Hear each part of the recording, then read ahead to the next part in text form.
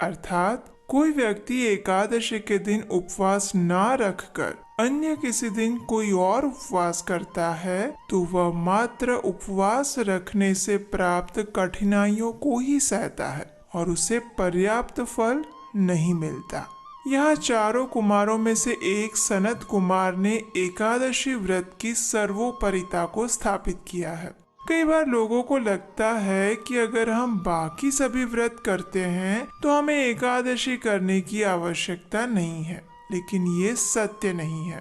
वास्तविकता उससे विपरीत है। हमारे सभी शास्त्र एक स्वर में एक ही बात करते हैं और वो ये कि अगर कोई मनुष्य एकादशी व्रत करता है तो उसे बाकी सभी व्रतों और उपवासों का फल अपने आप मिल जाता है, लेकिन इससे विपरीत कभी नहीं होता। तो ऐसी ही परम पावनी और सभी का कल्याण करने वाली एकादशी तिथि फिर एक बार बस कुछ ही दिनों में आने वाली है और ये एकादशी है चैत्र मास के कृष्ण पक्ष में आने वाली पाप मोचनी एकादशी।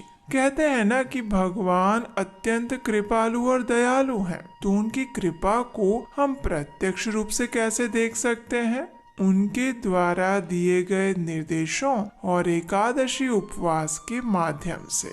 जी हाँ, ये पाप मोचनी एकादशी ऐसी ही तिथि है जो कि मनुष्य के अनेक पूर्व जन्म के पापों को नष्ट कर देती है और उसे एक अवसर प्रदान करती है कि वो भगवान के पास उनके धाम जा सके। इस बार ये एकादशी आ रही है 5 अप्रैल 2024 शुक्रवार के दिन। इस दिन उत्तर भारत की समय सारणी अनुसार ब्रह्म मुहूर्त का समय रहेगा प्रातः 4:34 पर और सूर्योदय होगा 6:10 पर। अगले दिन यानी द्वादशी पर एकादशी व्रत का पारण करने का समय है प्रातः 6:09 से लेकर 10:22 के बीच में। अगर अभी भी आपके मन में संशय है या कहीं पर आपने ये सुना है कि एकादशी 5 को नहीं 4 को है, तो इसके पीछे क्या रहस्य है? तो देखिए, वास्तव में एकादशी तिथि का प्रारंभ 4 अप्रैल को दोपहर 4:14 से जरूर हो रहा है, लेकिन क्योंकि ये एकादशी दोपहर के बाद शुरू हो रही है, इसलिए उसका पालन हम अगले दिन करते हैं और इस प्रकार शास्त्रों के अनुसार एकादशी का पालन सिर्फ उसी दिन करना चाहिए जब एकादशी तिथि सूर्योदय के समय में उपस्थित हो। इस नियम अनुसार इस बार की पाप मोचनी एकादशी का पालन हम करेंगे 5 अप्रैल 2024 शुक्रवार के दिन। वायु पुराण में कहा गया है, एकादशी व्रतम यस्तु भक्तिमान कुरुते नरः सर्व पाप विनिर्मुक्तः स विष्णोर्याति मंदिरम। अर्थात वह व्यक्ति जो भक्तिमय भाव से एकादशी व्रत का पालन करता है समस्त कठिनाइयों और पापों से मुक्त हो जाता है और शुद्ध होने पर भगवान विष्णु का धाम प्राप्त करता है। वर्ष में प्रत्येक मास में 2 बार आने वाली एकादशी तिथि सबसे अधिक पुण्य फल प्रदान करने वाली है और भगवान श्री हरि की प्रिय भी है।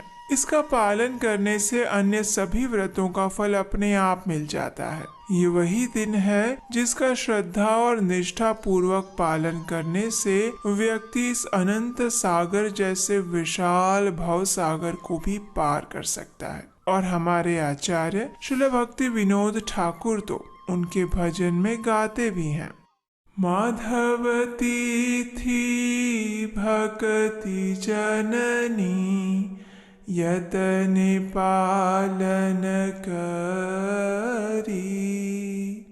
अर्थात माधव तिथि एकादशी का यत्न पूर्वक पालन करना चाहिए, क्योंकि वही हमें परम भगवान श्री कृष्ण की शुद्ध भक्ति प्रदान करने वाली है। चलिए अब संक्षिप्त में देखते हैं कि इस पाप मोचनी एकादशी व्रत का पालन कैसे करना चाहिए।